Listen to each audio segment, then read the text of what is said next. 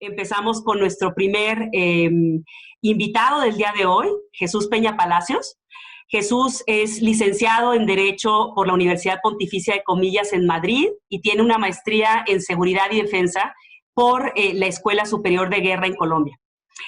Entre 1995 y el 2002 trabajó en MINUGUA, en la Misión de Verificación de Naciones Unidas para Guatemala, y también trabajó en la Comisión de Esclarecimiento Histórica, la Comisión de la Verdad de Guatemala, ocupando distintas responsabilidades en el área de derechos humanos.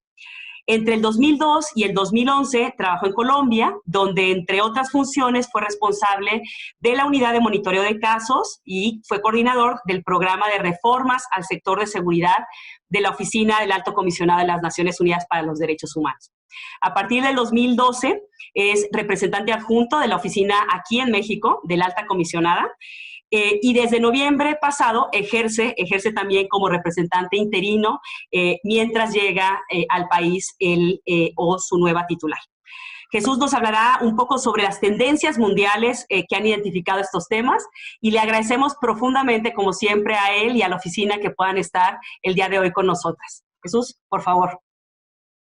Muchas gracias. Muy buenas tardes a todas y todos, y realmente que espero que quienes nos están escuchando el día de hoy se encuentren bien, tanto en su vida personal como profesional, en estos difíciles momentos que estamos viviendo y que han alterado la vida a miles de millones de personas. Y por supuesto, pues un cálido saludo a Carolina, a Luis Orlando y a Rosario, con quien hoy compartiré este panel, y por supuesto gracias, Padre Rector Luis Arriaga, por su bienvenida. Y felicitaciones, desde luego, al Centro de Investigación de Acción Social, al ITESO y a las universidades iberoamericanas de la Ciudad de México y Puebla por estos conversatorios que son, creo, tan importantes y tan pertinentes en este momento, y sobre todo porque la academia se esté sumando a estos esfuerzos para posicionar los derechos humanos, como nos decía el Padre Rector, la dignidad humana en el centro del trabajo que se lleva.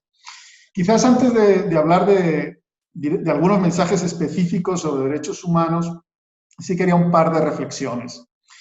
Y digo, la primera es obvia, digo, en términos de que estamos enfrentando una crisis sin precedentes. Y yo creo que todos los que estamos acá hoy conectados hemos escuchado innumerables cifras, ¿no?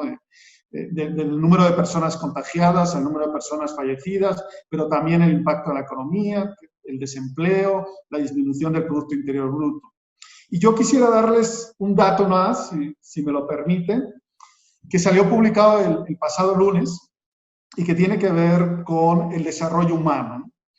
El desarrollo humano, el índice de desarrollo humano, es un índice establecido por las Naciones Unidas desde los años 90, que mide un conjunto de factores, fundamentalmente educación, salud y condiciones de vida en el mundo en cada uno de los países.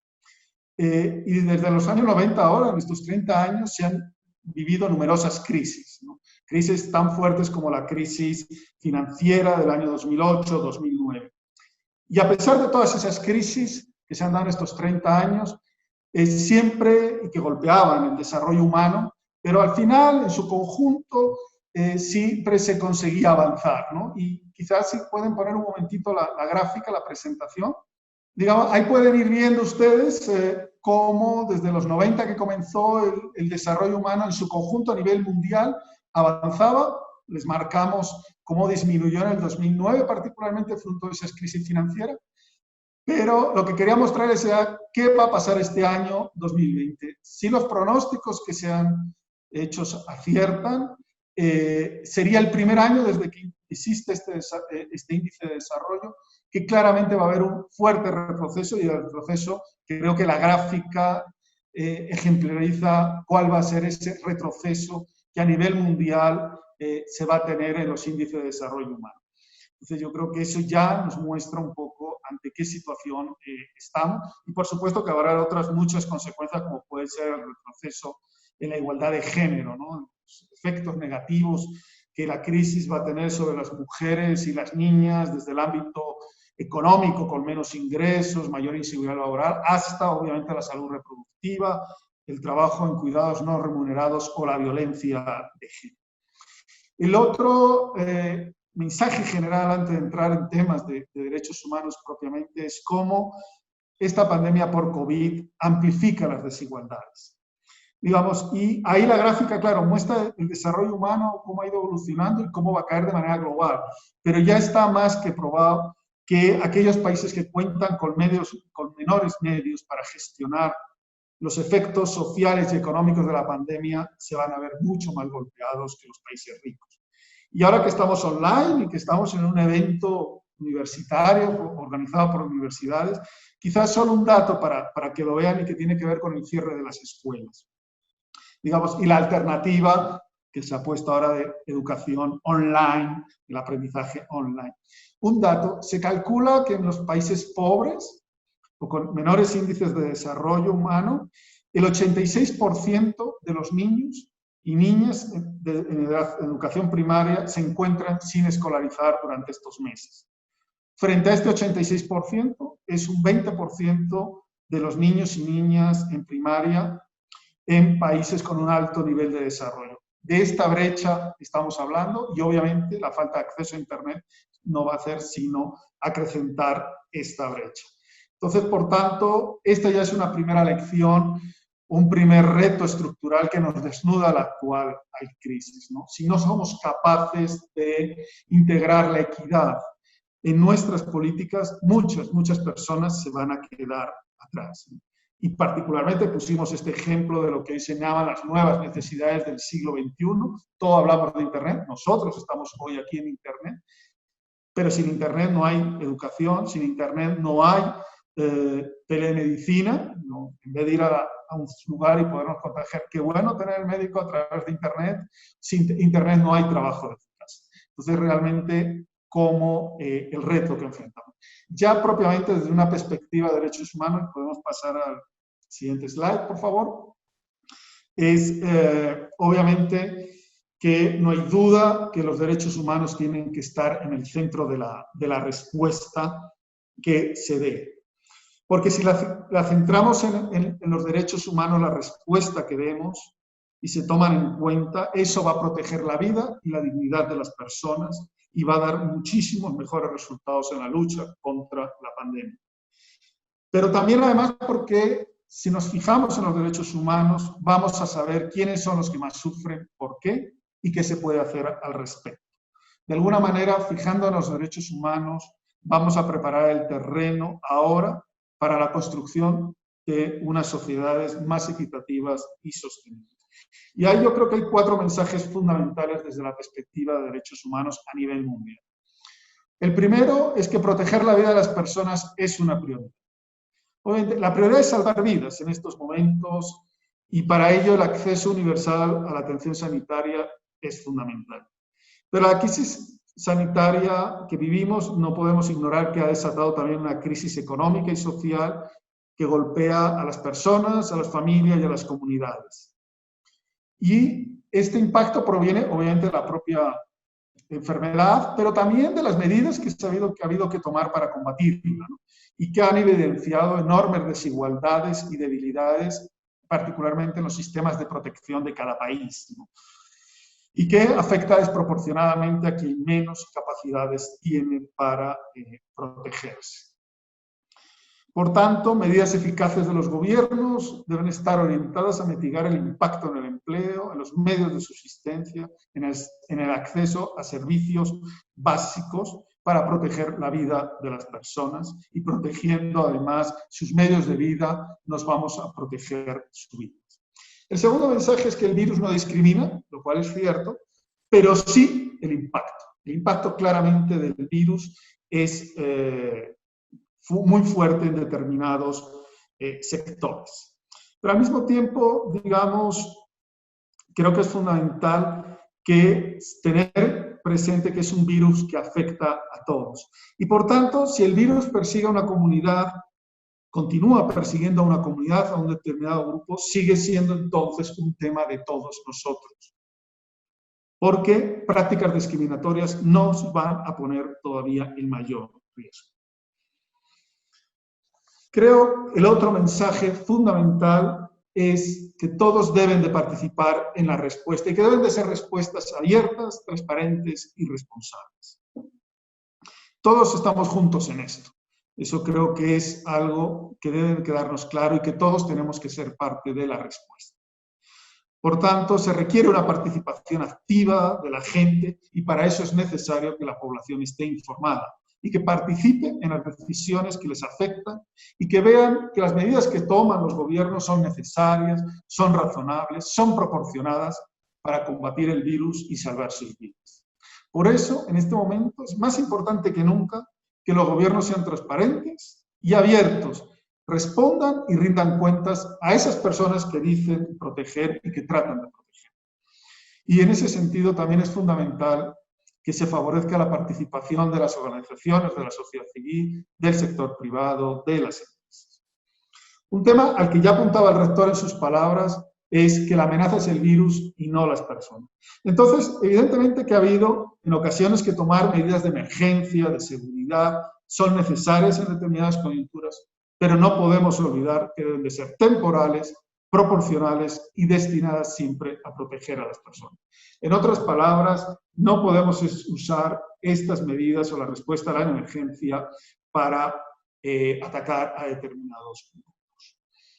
La pandemia nos plantea una grave amenaza a la salud pública y puede ser que sea necesaria la intervención de fuerzas policiales o fuerzas militares, digamos, en ese momento. Pero si se necesitan poderes extraordinarios, nunca hay que olvidar que los poderes amplios ejecutivos, concedidos rápidamente pero sin supervisión mínima, conllevan enormes riesgos para todas y todos.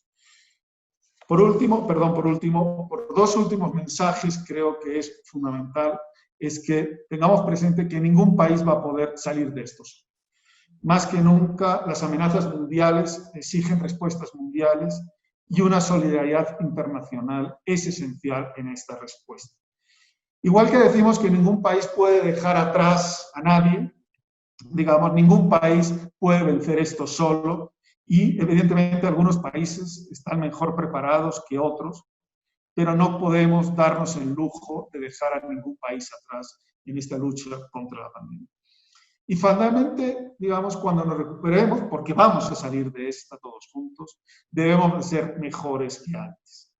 Y esto, la crisis nos ha revelado que hay unas debilidades en derechos humanos muy fuertes, pero hoy nos tenemos que preguntar qué mundo queremos vivir después de que todo esto termine. Y ahí, otra vez, los derechos humanos son fundamentales y debemos de considerar siempre a largo plazo al planificar nuestras respuestas de corto plazo. Porque la crisis nos está revelando que hoy particularmente hay enormes debilidades en la prestación de servicios públicos y desigualdades que impiden el acceso a los mismos. Y los derechos humanos son los que nos van a ayudar a responder a estas prioridades. Finalmente, y para terminar, yo creo que hoy además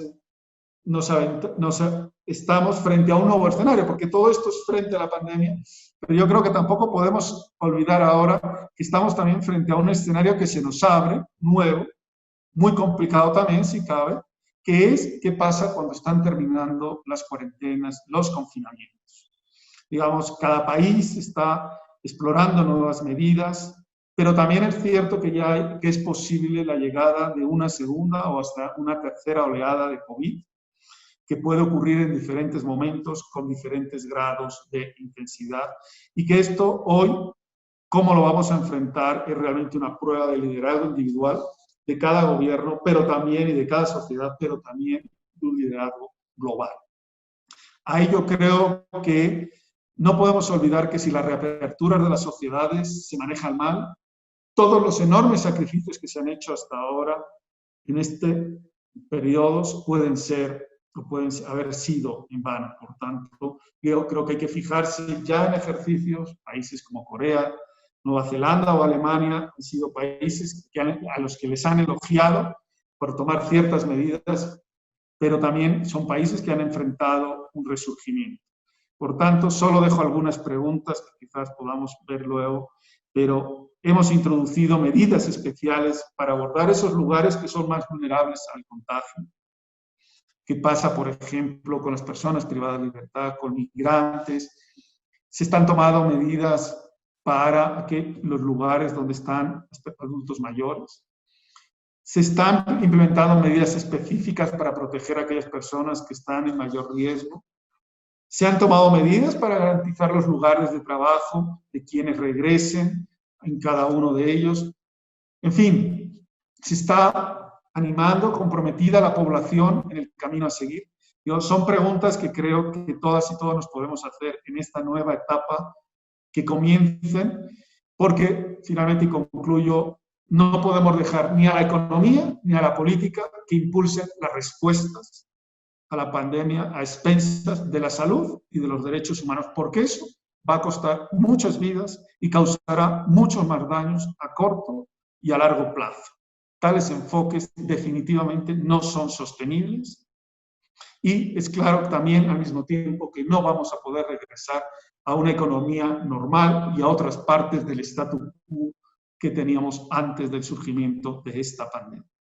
Equilibrar los imperativos económicos con los imperativos de salud y de derechos humanos durante la pandemia, sé y somos conscientes que será una de las experiencias más delicadas, más desalentadoras y definitorias para todos los líderes y todos los gobiernos del mundo, y creo que todas y todos tenemos que estar ahí para ayudar a la discusión de cuáles son las mejores medidas, y este espacio desde la academia es muy oportuno por ello. Muchas gracias.